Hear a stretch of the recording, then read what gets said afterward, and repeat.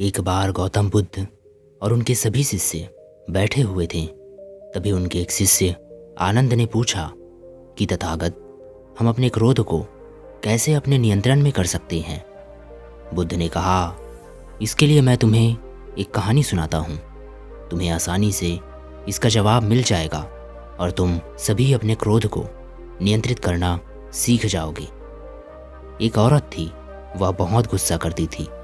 हर वक्त वह क्रोध में ही रहती थी और यदि कोई उससे कुछ कह देता तो उससे झगड़ा करने लगती। और जब उसका क्रोध शांत होता तो वह सोचती कि यह उसने क्या कर दिया।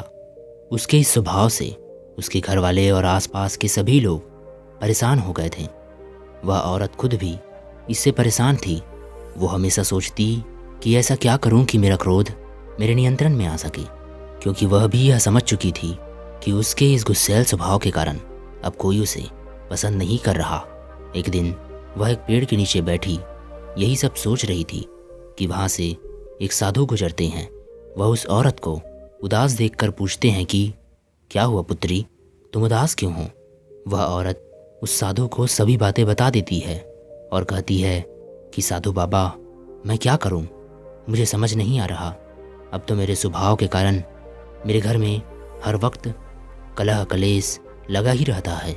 साधु उस औरत की बात को बहुत ध्यान से सुनते हैं और उस पर विचार करते हैं। कुछ देर बाद वो उस औरत को एक दवाई की शीशी निकाल कर देते हैं और कहते हैं कि ये दवाई लो, ये बेहद खास दवाई है। अब से जब भी तुम्हें क्रोध आए तो उस दवाई की 4 बूंद अपनी जीभ पर रख देना और 10 मिनट तक कुछ मत बोलना। ध्यान रहे, यदि तुमने 10 मिनट के अंदर कुछ कहा तो इस दवाई का असर नहीं होगा और तुम अपने क्रोध पर नियंत्रण नहीं कर सकोगी। और यह कहकर वह साधु वहाँ से चले जाते हैं। वह औरत साधु द्वारा कहे गए नियम के अनुसार जब उसे क्रोध आता या वह किसी से झगड़ा करने जाती तो उस दवाई की 4 बूंद अपने जीभ पर रख लेती और 10 मिनट तक मौन धारण कर लेती। उसने यह काम 15 दिन तक लगातार किया।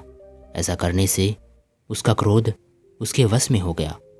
15 दिन बाद जब वापस वह साधु उस पेड़ के पास से जा रहे थे, वह औरत वहीं बैठ उनकी प्रतीक्षा कर रही थी।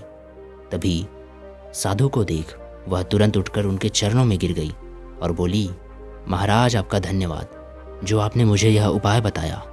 अब मेरा क्रोध बहुत कम हो गया है और जब आता है तो मैं आसानी से उस पर नियंत्रण कर लेती हूँ, जिसके कारण मेरे घर में खुशी का, शांति का माहौल है। आपका धन्यवाद। साधु उस औरत की बात को सुनकर मुस्कुराते हुए कहते हैं कि पुत्री, मैंने कुछ नहीं किया। उस शीशी में कोई दवाई नहीं थी, बल्कि उसमें तो केवल पानी की बूंदें थीं। तुम्हारा क्रोध नियंत्रित हो सके उसका कारण केवल तुम्हारा मौन होना था। यदि कभी भी हद से ज़्यादा क्रोध आए तो उस समय चुप हो जाएं, क्योंकि अक्सर गुस्से में कही गई बातें हमारे रिश्तों को खराब कर देती है। इसलिए उस समय चुप होकर उस जगह से हट जाना चाहिए। यह कहकर साधु वहाँ से चले जाते हैं और तथागत बुद्ध कहानी को ख़त्म करके अपने शिष्यों से कहते हैं कि गुस्से पर काबू केवल आपके चुप रहने से ही किया जा सकता है, क्योंकि गुस्से में अधिक बोलना सिर्फ झगड़ा और अशांति को ही लाता है। क्रोध के समय मौन धारण कर लेना उसे वश में करने का सबसे सही तरीका है।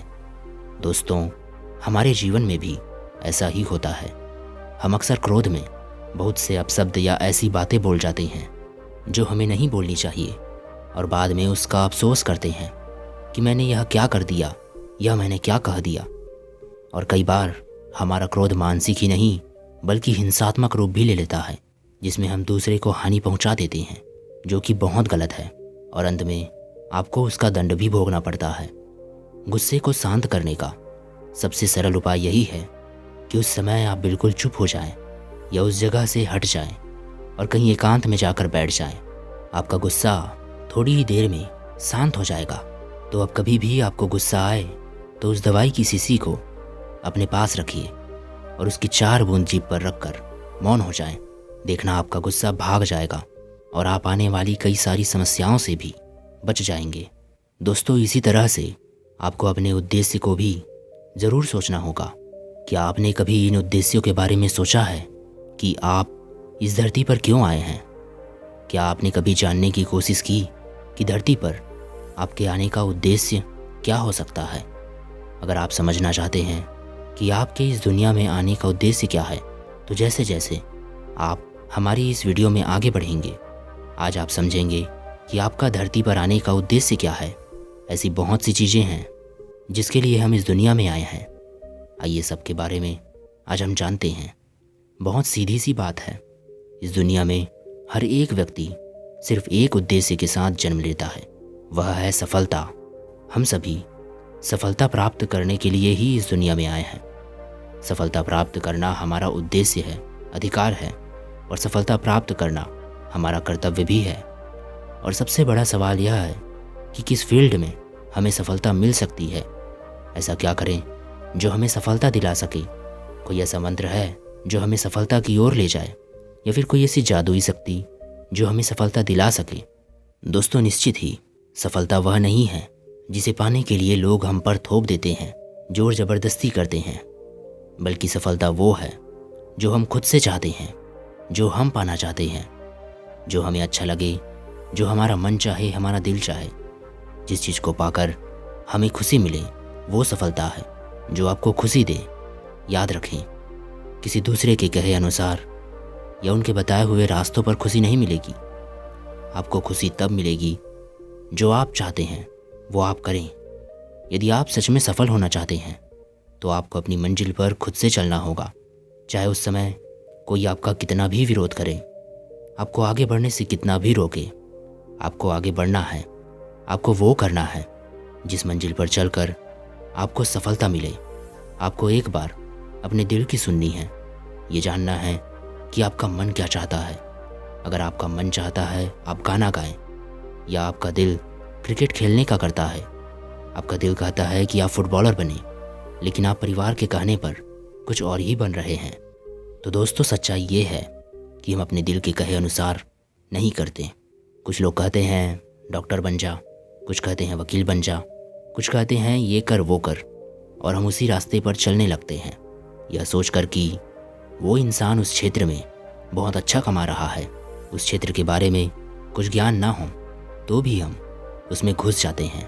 तो यह सब क्या है? क्या यह काम आपने मन का किया? नहीं, हमें नहीं लगता कि यह आपके मन का है। एक बार अपने दिल पर हाथ रखकर पूछें कि आपका दिल क्या चाहता है। आपको जवाब मिलने शुरू हो जाएंगे। आप किस फील्ड में माहिर हैं उसका जवाब मिल जाएगा। आप किस फील्ड में टॉप कर सकते हैं उसका जवाब मिल जाएगा। क्योंकि यदि आप अपना मनपसंद कार्य नहीं करोगे तो आपको सफलता कैसे मिलेगी? नहीं मिल सकती। और अगर आपको सफलता मिल भी जाती है, ऐसे कई लोग होते हैं जो अपने फील्ड में बहुत सक्सेसफुल होते हैं, पैसा कमाते हैं, लेकिन उनको भीतरी शांति नहीं मिलती, वह खुशी नहीं मिलती जो उनको मिलनी चाहिए, क्योंकि उनकी उस क्षेत्र में कोई रुचि ही नहीं, मन ही नहीं। आप बस उस काम को कर रहे हैं। अगर आपको जो चीज़ पसंद नहीं है, वो काम पसंद नहीं है, तो आपको खुशी नहीं मिलेगी। अगर आपको सफलता प्राप्त करनी है तो अपने मन के सागर में गोता लगाना सीखो, उसमें डूबना सीखो, ध्यान लगाना सीखो। तब देखो आपको सफलता कैसे मिलती है। आप अपनी ज़िंदगी को किस मोड़ पर ले जाना चाहते हैं, आप खुद को कैसा देखना चाहते हैं, देखो। किस रूप में देखना चाहते हैं, देखो। सोचो कि आप स्टार बन चुके हैं, लाखों करोड़ों लोग आपको पसंद करते हैं। सोचो कि आप एक बड़े बिजनेसमैन बन चुके हैं और लाखों करोड़ों लोगों के सामने स्पीच दे रहे हैं। ये तो बस एक सपना हो गया जो आपने देखा था। अब इसी को हकीकत में देखो कि आप क्या कर रहे हो, क्या करते आ रहे हो। आप एक ऐसी रेस में भाग रहे हो जहां आपका कोई चांस ही नहीं। अपने डिज़ायर, अपने मन के सपने को आईने के सामने तो रख कर देखो, फिर आपको बिल्कुल साफ दिख जाएगा कि आप क्या चाहते हो। क्योंकि आईना कभी झूठ नहीं बोलता और ना ही कोई शंका पैदा करता है। जो जैसा है वैसा ही दिखाता है। आईना कभी गलत नहीं होता। आपका मन, दिल कभी गलत नहीं होता। अपने उद्देश्य को जानें और सोचें और चल दें अपनी मंजिल की तरफ, जहां सफलता आपका इंतज़ार कर रही है, जहां सफलता आपके कदम चूमना चाहती है, जहां सफलता के लिए कोई समझौता करने की ज़रूरत नहीं। किसी दूसरे की इच्छा को खुद पर थोपना नहीं है। आपको वो रास्ता चुनना है जो आपको आपकी मनपसंद मंजिल की तरफ ले जा सके, आपके सपने की तरफ ले जाए। आप वहाँ जाएं जिसके लिए आपने जन्म लिया है, जिसके लिए आप इस दुनिया में आए हैं। दोस्तों, अगर सफलता पानी है ना, तो उठो, जागो और चल दो अपनी मंजिल की तरफ। और तब तक हार ना मानो जब तक सफलता आपके कदम ना चूमे। तब तक हार ना मानो जब तक आप सफल नहीं हो जाते। आगे बढ़ें अपने सपने की तरफ, न कि दूसरे के थोपे गए सपने की तरफ। क्या आप जानते हैं, सफल और असफल व्यक्ति में, सक्सेसफुल और फेलियर व्यक्ति में सबसे बड़ी समानता क्या होती है और सबसे बड़ी असमानता क्या होती है? दोनों में समानता यह होती है कि दोनों सपने तो देखते हैं, लेकिन सबसे बड़ी असमानता यह होती है कि सफल व्यक्ति अपने सपने को हकीकत में बदलने के लिए सफलता की तरफ कदम बढ़ाता है। उसके लिए वो लड़ता है, दिन रात एक करता है उस सपने को पाने के लिए। जबकि एक असफल व्यक्ति दूसरे के सपने को बोझ लेकर चलता रहता है, जिंदगी भर ढोता रहता है और उसी को पूरा करने में लगा रहता है। काम दोनों को करना पड़ता है। उदाहरण के लिए, असफल व्यक्ति किसी के कहने पर कि वहाँ जाओ, वहाँ खूब पैसा है, उस क्षेत्र में आगे बढ़ता है, मेहनत करता है और वह बिना उसके बारे में जाने उस क्षेत्र में घुस ही जाता है और बाद में पछताता है कि उसे बिना जाने उस क्षेत्र में नहीं घुसना था। वही जो सफल व्यक्ति है, वह प्लानिंग करता है, योजना बनाता है कि किसी भी क्षेत्र में जाना है, उसमें अवसर है या नहीं, आगे बढ़ने के लिए, भविष्य के लिए वह कितना सुरक्षित है। यह सब जानकर वह अपने कदम आगे बढ़ाता है। एक बार को याद रखें कि अपने मन के चुने कार्य को करने के लिए, सपने को पूरा करने के लिए कदम बढ़ाना पड़ता है, तभी सफलता मिलती है और तभी हमारा इस दुनिया में आना सफल होता है। अपने जीवन के उद्देश्य को पहचानो और उसे पूरा करने के लिए कदम बढ़ाओ।